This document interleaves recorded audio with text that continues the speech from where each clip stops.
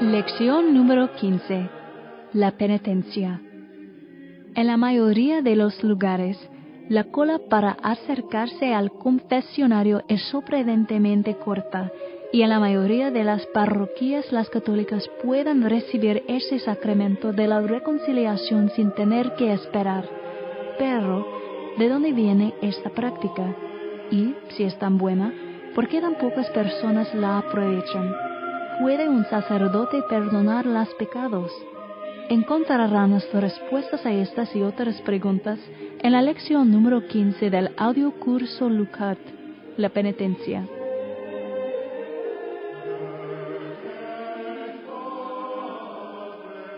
Sección 15.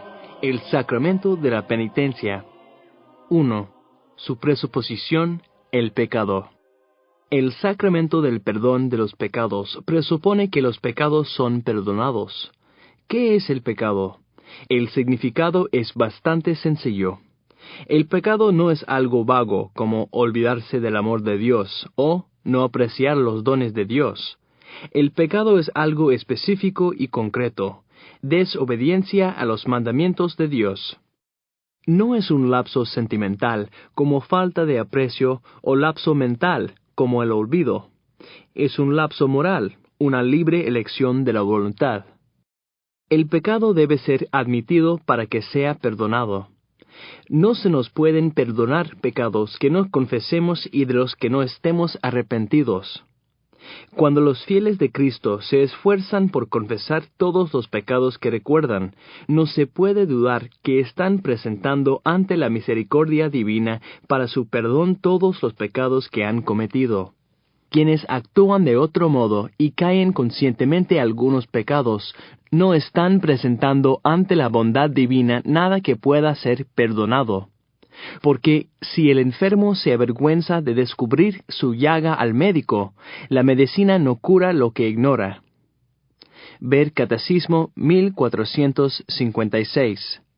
El pecado es para el alma lo que la enfermedad es para el cuerpo. Una operación curativa en el cuerpo o en el alma requiere luz. El perdón es una operación curativa, un verdadero cambio espiritual. Requiere que la luz de la verdad brille sobre ella en la confesión. Solo entonces podemos encontrar paz. No hay otro camino hacia la paz, porque no podemos estar en guerra y en paz a la vez, y el pecado es como estar en guerra con Dios, mientras que el arrepentimiento, la confesión y la penitencia traen paz con Dios. La buena nueva de nuestra reconciliación con Dios presupone las malas nuevas de nuestra separación de Dios. La misma idea de salvación presupone la idea del pecado, porque de eso es que nos hemos salvado. Esto no es el fin del mundo, como señalara C.S. Lewis. La humildad después del primer golpe es una virtud alegre. Los grandes santos siempre han experimentado la mayor alegría. De hecho, una de las cosas que la Iglesia busca al canonizar santos es la alegría heroica en sus vidas, porque la alegría es uno de los frutos del Espíritu Santo. Ver Gálatas capítulo 5, párrafo 22. Sin embargo, estos mismos santos son los más enfáticos en decir que son pecadores. Los grandes santos se ven a sí mismos como grandes pecadores, y los grandes santos no son grandes tontos. ¿O lo son? ¿O ellos están equivocados, o están en lo cierto? Si están equivocados, entonces la santidad es el camino al autoengaño, no al conocimiento de sí mismo. Y si es así, el corazón humano está tan dividido en contra de sí mismo que sus dos reclamos más profundos de bondad y verdad, de santidad y conocimiento, se contradicen. Por otra parte, si ellos están en lo cierto, entonces los que somos menos santos debemos tener menos conocimiento de nosotros mismos y de nuestros pecados. Pascal dijo que solo hay dos clases de personas, santos que se saben pecadores y pecadores que se creen santos. Sócrates dijo algo similar. Los sabios son aquellos que saben que son tontos y los tontos son aquellos que creen que son sabios. 2. La negación del pecado por nuestra sociedad. Hoy en día escuchamos con frecuencia del valor, de la autoestima positiva y de confesar cuánto valemos materialmente, pero casi nunca del valor de confesar nuestros pecados. De hecho, ha habido un descenso radical en el sentido de pecado, y hasta del conocimiento del significado del mismo concepto de pecado. Ha habido también una decadencia radical en el uso del sacramento de la penitencia entre los católicos. Obviamente, estos dos fenómenos están relacionados como causa y efecto. Los que creen que están bien no van al médico. Ver Mateo, capítulo 9, párrafos 12 y 13. Aquí hay dos extremos. Podemos ser extremadamente escrupulosos o inescrupulosos. Si épocas anteriores fueron a veces extremadamente sensibles al pecado, esta época es insensible como pocos tiempos o culturas lo han sido alguna vez. Un extremo no justifica el opuesto. Debemos tener una gran autoestima porque somos los niños del Rey. Somos totalmente buenos en nuestro ser, nuestra esencia creada por Dios. Pero no somos totalmente buenos en nuestras vidas, decisiones y acciones. Estamos hechos a imagen de Dios, pero hemos manchado esa imagen. Somos ontológicamente buenos, buena materia, pero no moralmente buenos. De hecho, somos mejores de lo que creemos ontológicamente y peores de lo que creemos moralmente. Si tomamos la palabra de Dios como nuestro índice de verdad, más que nuestra naturaleza humana caída y nuestros sentimientos, aceptamos una sorpresa doble. Somos tan buenos que Dios nos consideró dignos de morir por nosotros, y tan malos que Dios tuvo que morir para salvarnos. Usualmente creemos que somos bastante buenos moralmente, porque nos medimos no contra los estándares de nuestro Señor, sino contra los estándares de nuestra sociedad. Una sociedad caída no sólo del Edén y la inocencia, sino de la fe religiosa y de la admisión de culpa. La sociedad moderna occidental no es ni siquiera pagana, es decir, no es precristiana, es libre pensadora o postcristiana. La diferencia entre las dos es como la diferencia entre una virgen y una divorciada. Muchas personas hoy se abstienen de hablar sobre el pecado debido a los estereotipos negativos de los medios de comunicación secular. Pero aun si estos fueran totalmente ciertos, aunque el sentido de pecado y culpa hubiesen sido enfatizados más allá de lo común y mal usados en el pasado, el error del presente es más peligroso. Es vivir en negación. Rechazar un extremo no justifica abrazar el otro. Un antídoto poderoso para la negación es el darse cuenta de que debemos morir. Dr. Johnson dice, no conozco otro pensamiento que aclare mejor la mente de un hombre que el pensamiento de que va a ser ejecutado mañana por la mañana. En este sacramento, la penitencia, el pecador, confiándose al juicio misericordioso de Dios, anticipa en cierta manera el juicio al que será sometido al fin de esta vida terrena. Ver Catecismo 1470. Satanás nos tienta a negar la responsabilidad por nuestros pecados. Nuestra única defensa es asumir nuestra responsabilidad por ello. La única arma que puede derrotar al príncipe de la oscuridad es la luz. Ese es el propósito del sacramento de la penitencia. El sacerdote en el confesionario es un adversario más formidable para el demonio que un exorcista. 3. El significado más profundo del pecado. Pecado significa desobediencia a la ley de Dios, pero este tiene un significado más profundo, porque la ley de Dios, los mandamientos, expresa y define su alianza con el hombre, la relación estilo matrimonio de intimidad personal que es su meta para nosotros y el significado fundamental de nuestras vidas. Cuando pecamos contra la ley de Dios, pecamos contra el amor de Dios y contra nuestro propio último fin y felicidad. También le hacemos daño a todos aquellos que están orgánicamente unidos a nosotros en el cuerpo de Cristo, al debilitar ese cuerpo. Por lo tanto, quien peca lesiona el honor de Dios y su amor, su propia dignidad de hombre llamado a ser hijo de Dios y el bien espiritual de la Iglesia. Ver Catecismo 1487. 4. La dimensión comunal del pecado.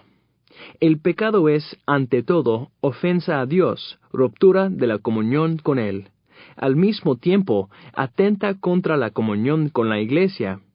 Por eso la conversión, arrepentimiento de haber pecado, implica a la vez el perdón de Dios y la reconciliación con la Iglesia, que es lo que expresa y realiza litúrgicamente el sacramento de la penitencia y de la reconciliación. Ver Catecismo 1440. Aun cuando nuestros pecados no le hacen daño directo y visible a nuestro prójimo, le hacen daño invisible e indirectamente. Todos los pecados le hacen daño a todos los hombres, porque ningún hombre es una isla. Estamos conectados unos con otros no solo visiblemente, por ejemplo, por gravedad física, sino también invisiblemente por una clase de gravedad espiritual. Porque la Iglesia no es solo una organización, sino un organismo vivo. Somos miembros del cuerpo de Cristo, no como los trabajadores son miembros de un sindicato, sino como nuestros órganos son miembros de nuestros cuerpos. En un cuerpo, si sufre un miembro, todos los demás sufren con él. 1 Corintios capítulo 12, párrafo 26. Lea todo el capítulo. Cuando una parte del cuerpo está herida, todo el cuerpo sufre. No podemos pecar sin hacerle daño a todos, incluyendo a los que más queremos. No hay pecados privados, no hay crímenes sin víctima. 5. El horror del pecado. Horror no es una palabra lo suficientemente fuerte. Todos los santos enseñan que ningún mal es más grave que el pecado. Ver Catecismo 1488. Por eso es que los santos escogen la tortura y la muerte antes que el más mínimo compromiso con el pecado. Porque los santos ven las cosas como realmente son, y lo que los santos ven sobre todo es lo que está sobre todo, el amor de Dios. Al descubrir la grandeza del amor de Dios, nuestro corazón se estremece ante el horror y el peso del pecado y comienza a temer ofender a Dios por el pecado y verse separado de Él. El corazón humano se convierte mirando al que nuestros pecados traspasaron. Ver Catecismo 1432. 6. ¿Cómo recuperar el sentido del pecado? La respuesta a esta pregunta es muy simple y concreta. Contemple un crucifijo. Conocer a Cristo en la cruz es conocer dos cosas: la profundidad del amor de Dios y la profundidad de nuestros pecados. Cuando, después de ver a Cristo obrar un milagro, Pedro se dio cuenta de quién era y su reacción natural fue confesarle: Señor, soy un hombre pecador. Ver Lucas capítulo 5, párrafo 8. Solo Dios puede condenar y convertir el corazón humano. Nosotros no podemos. David rogó: Crea en mí, oh Dios, un corazón puro. Ver Salmos capítulo 51, párrafo 12. Usando el singular verbo hebreo bara para creer, algo que solo Dios puede hacer. Es preciso que Dios dé al hombre un corazón nuevo. La conversión es primeramente una obra de la gracia de Dios que hace volver a Él nuestros corazones. Ver Catecismo 1432. Y Él no hace esto a la fuerza y con poder, sino con la verdad, revelando a su Hijo. Tampoco podemos juzgar qué personas necesitan conversión, porque todos la necesitamos empezando por nosotros mismos.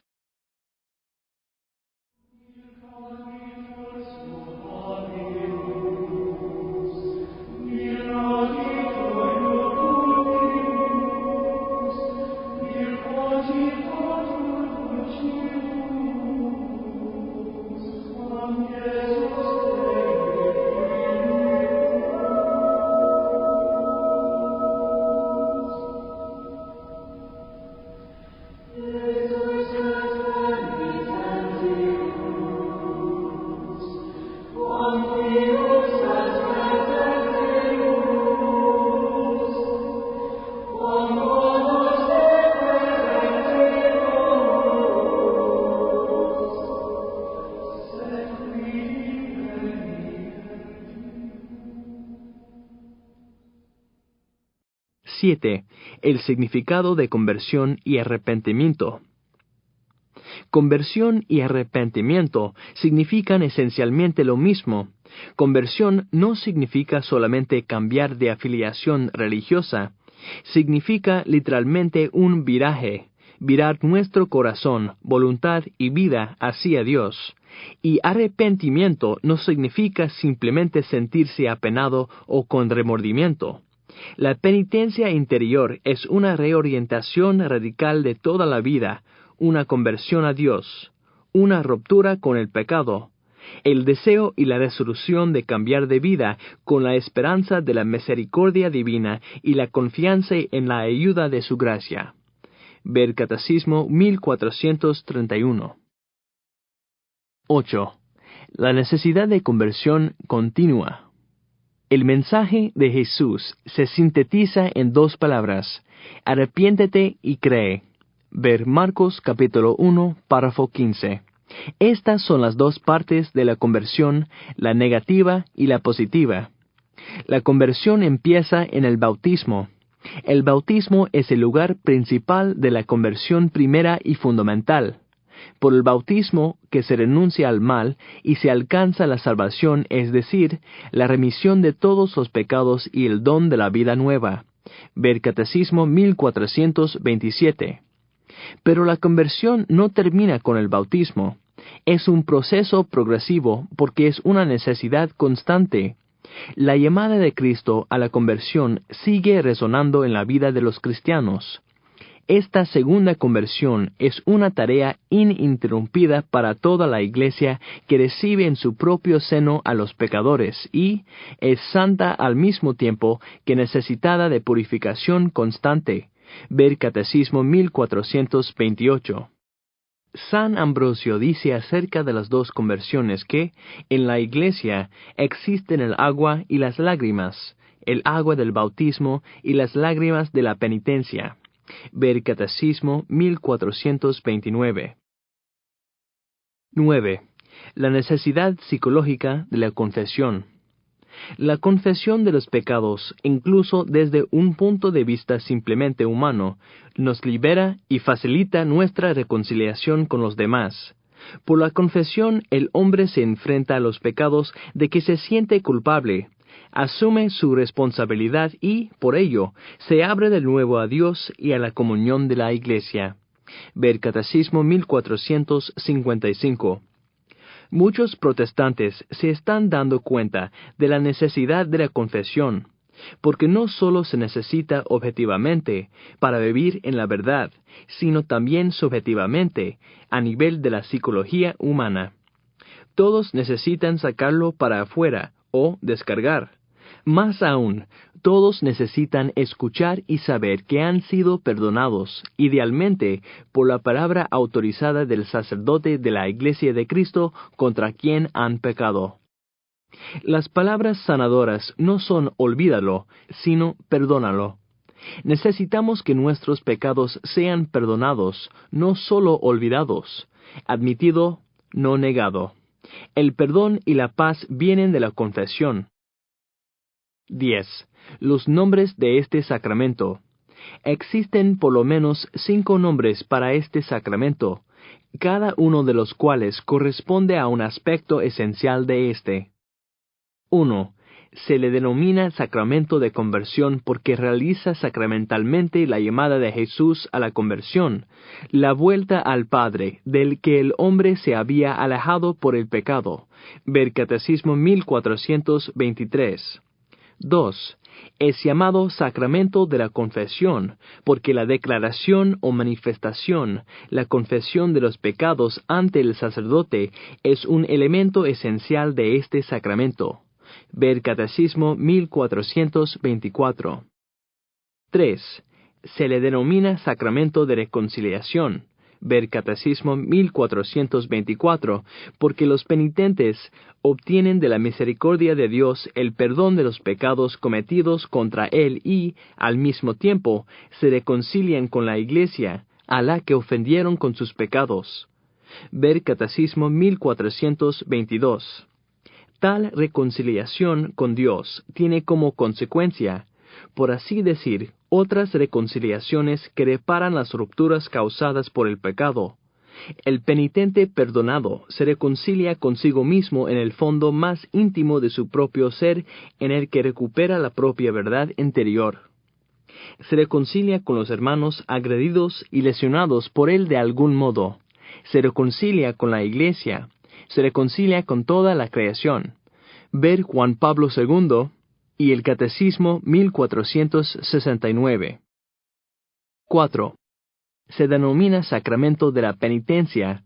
Ver Catecismo 1423, porque internamente no solo debemos salir del pecado, sino también hacer algo externamente para reparar el daño que nuestros pecados han causado. Muchos pecados causan daño al prójimo. Es preciso hacer lo posible para repararlo. Por ejemplo, restituir las cosas robadas, restablecer la reputación del que ha sido calumniado, compensar las heridas. La simple justicia exige esto. Pero además el pecado hiere y debilita al pecador mismo. La absolución quita al pecado, pero no remedia todos los desórdenes que el pecado causó. Liberado del pecado, el pecador debe todavía hacer algo más para reparar sus pecados, debe satisfacer de manera apropiada o expiar sus pecados. Esta satisfacción se llama también penitencia. Ver Catecismo 1459. La penitencia interior del cristiano puede tener expresiones muy variadas.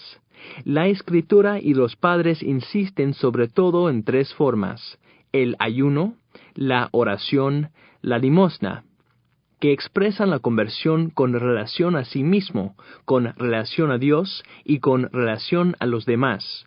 Ver Catecismo 1434. Las tres son formas de abnegación, movimiento en contra del egoísmo que es el corazón de todos los pecados. Tales penitencias ayudan a configurarnos con Cristo, el único que expió nuestros pecados una vez por todas. Pero nuestra satisfacción, la que realizamos por nuestros pecados, solo es posible por medio de Jesucristo. Nosotros que, por nosotros mismos, no podemos nada, con la ayuda del que nos fortalece, lo podemos todo. Ver Catecismo 1460. 5. Se le llama sacramento del perdón porque, por la absolución sacramental del sacerdote, Dios concede al penitente el perdón y la paz. Ver Catecismo 1424. En los que reciben el sacramento de la penitencia con un corazón contrito, tiene como resultado la paz y la tranquilidad de la conciencia, a las que acompaña un profundo consuelo espiritual. Ver Catecismo 1468. Esta es la paz que el mundo no puede dar. Ver Juan capítulo 14, párrafo 27. Es Shalom, un concepto demasiado rico para ser traducido en una sola palabra. Esta es una paz que incluye totalidad, unidad, armonía y las mejores relaciones con Dios, uno mismo y otros. Es un eco del Edén y una prueba del cielo. 11. Contrición perfecta e imperfecta. Contrición es otra palabra para arrepentimiento. Contrición es 1. Un dolor del alma, y 2. Una detestación del pecado cometido, con 3. La resolución de no volver a pecar. Ver Catecismo 1451. Cuando brota del amor de Dios amado sobre todas las cosas, la contrición se llama contrición perfecta, contrición de caridad. Semejante contrición perdona las faltas veniales. Obtiene también el perdón de los pecados mortales si comprende la firme resolución de recurrir tan pronto sea posible a la confesión sacramental. Ver Catecismo 1452. La contrición llamada imperfecta, o atrición es también un don de Dios, un impulso del Espíritu Santo. Nace de la consideración de la fealdad del pecado o del temor de la condenación eterna y de las demás penas con que es amenazado el pecador, contrición de miedo. La contrición imperfecta no alcanza el perdón de los pecados graves, mortales, pero dispone a obtenerlo en el sacramento de la penitencia. Ver Catecismo 1453.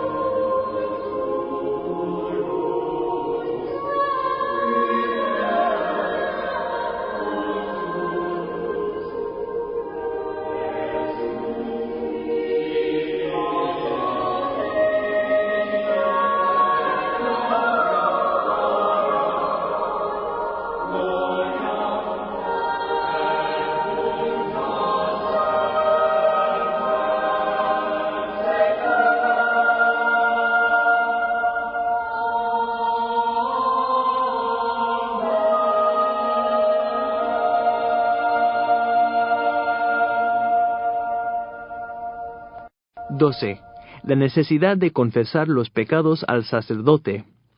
Los protestantes con frecuencia hacen la pregunta, ¿por qué confesar los pecados al sacerdote y no solo a Dios?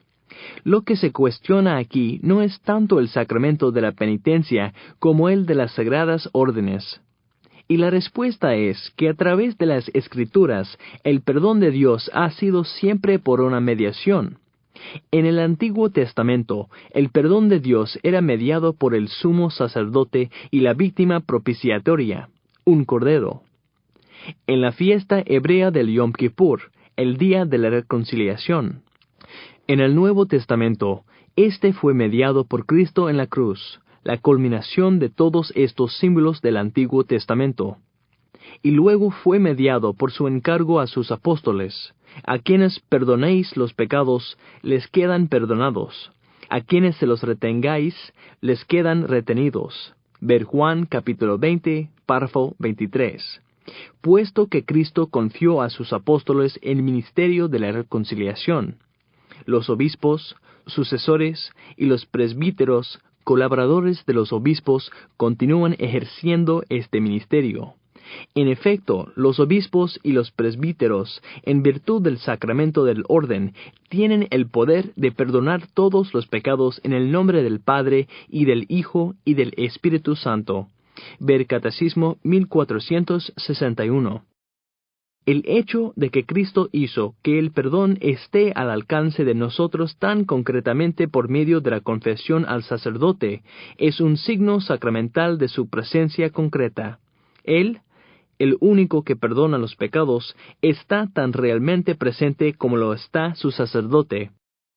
Y la privacidad e individualidad del encuentro personal entre sacerdote y penitente es un signo sacramental del amor de Cristo por cada uno de nosotros como individuos. Nunca debemos temer ir a confesarnos, porque cuando vamos no vamos frente a un simple hombre, sino a Cristo. El sacerdote es solo un instrumento, el confesor no es dueño, sino el servidor del perdón.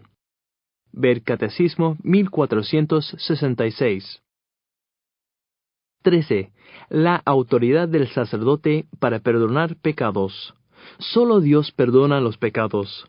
Puesto que Jesús es el Hijo de Dios, ejerce ese poder divino. Más aún, en virtud de su autoridad divina, Jesús confiere este poder a los hombres para que lo ejerzan en su nombre.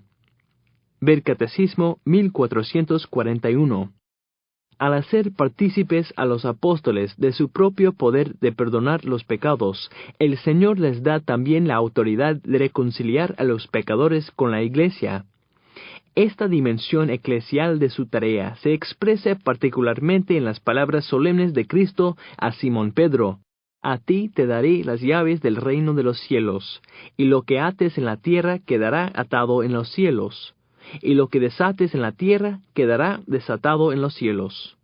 Ver Mateo capítulo 16, párrafo 19 y el Catecismo 1444. Las palabras atar y desatar significan: aquel a quien excluyáis de vuestra comunión será excluido de la comunión con Dios. Aquel a quien recibáis de nuevo en vuestra comunión, Dios lo acogerá también en la suya.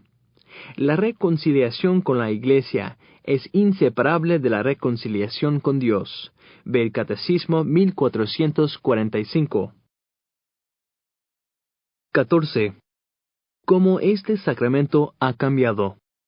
A lo largo de los siglos, la forma concreta, según la cual la Iglesia ha ejercido este poder recibido del Señor, ha variado mucho. Durante los primeros siglos, la reconciliación de los cristianos que habían cometido pecados particularmente graves después de su bautismo, por ejemplo, idolatría, homicidio o adulterio, estaba vinculada a una disciplina muy rigurosa, según la cual los penitentes debían hacer penitencia pública por sus pecados, a menudo durante largos años antes de recibir la reconciliación. A este orden de los penitentes, que sólo concernía a ciertos pecados graves, sólo se era admitido raramente y, en ciertas regiones, una sola vez en la vida. Durante el siglo VII, los misioneros irlandeses, inspirados en la tradición monástica de Oriente, trajeron a Europa continental la práctica privada de la penitencia, que no exigía la realización pública y prolongada de obras de penitencia antes de recibir la reconciliación con la Iglesia. El sacramento se realiza desde entonces de una manera más secreta entre el penitente y el sacerdote. Ver Catecismo 1447. 15. Cómo este sacramento no ha cambiado. A través de los cambios que la disciplina y la celebración de este sacramento han experimentado a lo largo de los siglos, se descubre una misma estructura fundamental. Comprende dos elementos igualmente esenciales: por una parte, los actos de la contrición, la confesión de los pecados y la satisfacción, expiación, y por otra parte, la acción de Dios por ministerio de la Iglesia. Ver Catecismo 1448. Actualmente, los elementos de su celebración son: 1. Saludo y bendición del sacerdote; 2. Lectura de la palabra de Dios para iluminar la conciencia y suscitar la contrición y exhortación al arrepentimiento. 3. La confesión que reconoce los pecados y los manifiesta al sacerdote. 4. La imposición y la aceptación de la penitencia. 5. La absolución del sacerdote. 6. Alabanza de acción de gracias y despedida con la bendición del sacerdote. Ver Catecismo 1480. El penitente usualmente empieza: «Bendígame, Padre, porque he pecado». Le dice al sacerdote cuánto hace desde su última confesión, y luego simple y directamente confiesa los pecados que recuerde haber cometido durante ese tiempo, incluyendo los pecados graves. Cuando el sacerdote le pide que diga un acto de contrición, puede usar sus propias palabras o usar una fórmula tradicional como la siguiente: «Oh Dios mío, con todo mi corazón me pesa haberte ofendido. Aborrezco todos mis pecados por el miedo de perder el cielo y merecer el infierno, pero más me pesa haberte ofendido porque eres infinitamente bueno y digno de ser amado. Firmemente resuelvo, con la ayuda de tu gracia, confesar mis pecados, hacer penitencia y enmendar mi vida. Amén». 16. ¿Quién debe confesarse? 1. Según el mandamiento de la Iglesia, Todo fiel llegado a la edad del uso de razón debe confesar, al menos una vez al año, los pecadores graves de que tiene conciencia. Ver Catecismo 1457. Este es el mínimo escaso y absoluto, no la norma. Sin ser estrictamente necesaria, la confesión de los pecados veniales se recomienda vivamente por la Iglesia. Ver Catecismo 1458. Los sacerdotes deben alentar a los fieles a acceder al sacramento de la penitencia y deben mostrarse disponibles a celebrar este sacramento cada vez que los cristianos lo pidan de manera razonable. Ver Catecismo 1464. Puesto que simplemente no hay nada más rápido y efectivo que fortalezca la moral y vida espiritual del católico que la confesión frecuente y regular. 2. Quien tenga conciencia de hallarse en pecado grave, que no celebre la misa ni comulgue el cuerpo del Señor sin acudir antes a la confesión sacramental, a no ser que concurra un motivo grave y no haya posibilidad de confesarse. Ver Catecismo 1457. 3. Los niños deben acceder al sacramento de la penitencia antes de recibir por primera vez la Sagrada Comunión. Ver Catecismo 1457. 17. Absolución general. En caso de necesidad grave, se puede recurrir a la celebración comunitaria de la reconciliación con confesión general y absolución general. Semejante necesidad grave puede presentarse cuando hay un peligro inminente de muerte sin que el sacerdote o los sacerdotes tengan tiempo suficiente para oír la confesión de cada penitente. La necesidad grave puede existir también cuando, teniendo en cuenta el número de penitentes, no hay bastantes confesores para oír debidamente las confesiones individuales en un tiempo razonable, de manera que los penitentes, sin culpa suya, se verían privados durante largo tiempo de la gracia sacramental o de la Sagrada Comunión. En este caso, los fieles deben tener, para la validez de la absolución, el propósito de confesar individualmente sus pecados graves en su debido tiempo. Ver Catecismo 1483. La absolución general no está diseñada como algo normal, una alternativa para la confesión privada, sino para emergencias, necesidad grave, tales como situaciones en el campo de batalla. 18. El sello de la confesión. Dada la delicadeza y la grandeza de este ministerio y el respeto debido a las personas, la Iglesia declara que todo sacerdote que oye confesiones está obligado a guardar un secreto absoluto sobre los pecados que sus penitentes le han confesado, bajo penas muy severas. Tampoco puede hacer uso de los conocimientos que la confesión le da sobre la vida de los penitentes. Este secreto, que no admite excepción, se llama sigilo sacramental, porque lo que el penitente ha manifestado al sacerdote queda sellado por el sacramento. Ver Catecismo 1467. 19. Indulgencias. La venta escandalosa de indulgencia por dinero fue el abuso que sirvió de chispa para la Reforma protestante. Pero la teología detrás de la práctica de la Iglesia de conceder indulgencias es bella y profunda. ¿Qué es una indulgencia? No es un permiso para pecar, sino el perdón del castigo. La indulgencia es la remisión ante Dios de la pena temporal por los pecados ya perdonados. Ver Catecismo 1471. Para entender esta doctrina y esta práctica de la Iglesia, es preciso recordar que el pecado tiene una doble consecuencia. El pecado grave nos priva de la comunión con Dios, y por ello nos hace incapaces de la vida eterna, cuya privación se llama la pena eterna del pecado. Por otra parte, todo pecado, incluso venial, sea aquí abajo, sea después de la muerte, en el estado que se llama purgatorio. Esta purificación libera de lo que se llama la pena temporal del pecado. Estas dos penas no deben ser concebidas como una especie de venganza, infligida por Dios desde el exterior, sino como algo que brota de la naturaleza misma del pecado, Ver Catecismo 1472. Al igual que un dolor de estómago, es el resultado de comer de más, o huesos rotos por una caída. La doctrina de las indulgencias está basada en la doctrina de la comunión de los santos.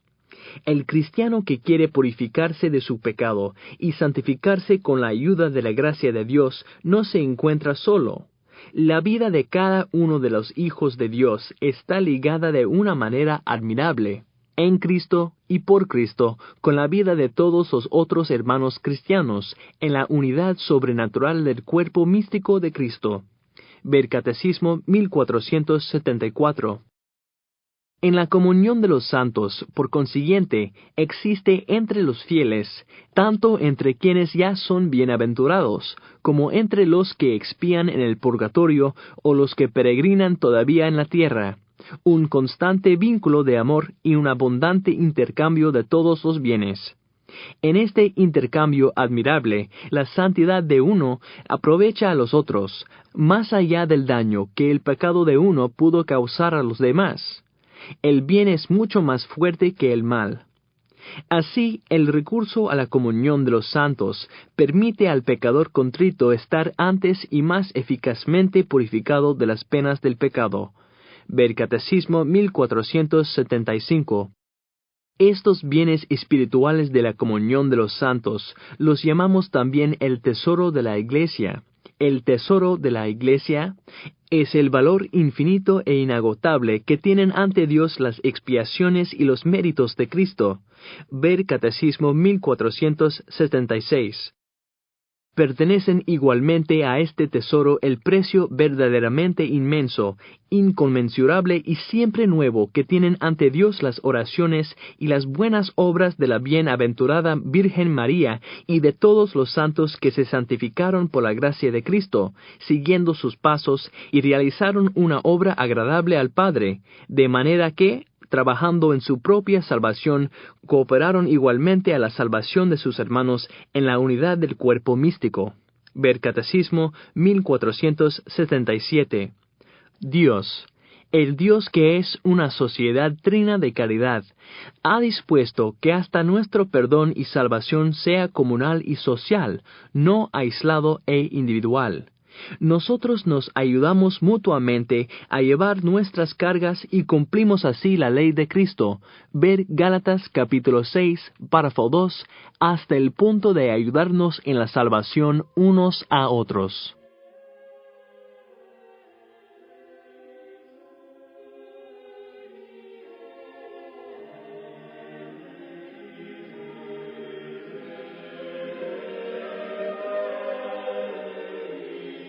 Este programa ha sido presentado por el Servicio de Información Católica de Caballeros de Colón.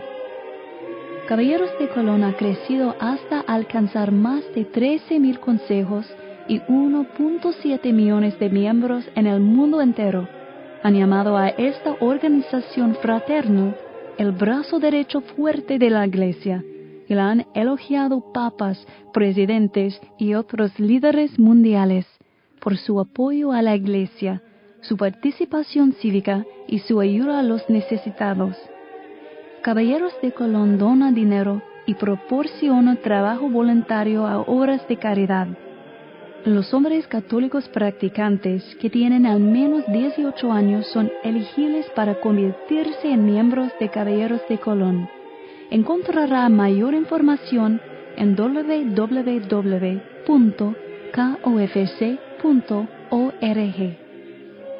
El Servicio de Información Católica es un programa de evangelización de Caballeros de Colón. Infórmese sobre los folletos gratuitos y los cursos en línea que ofrece el Servicio de Información Católica y nuestros otros recursos en www.kofc.org/CIS.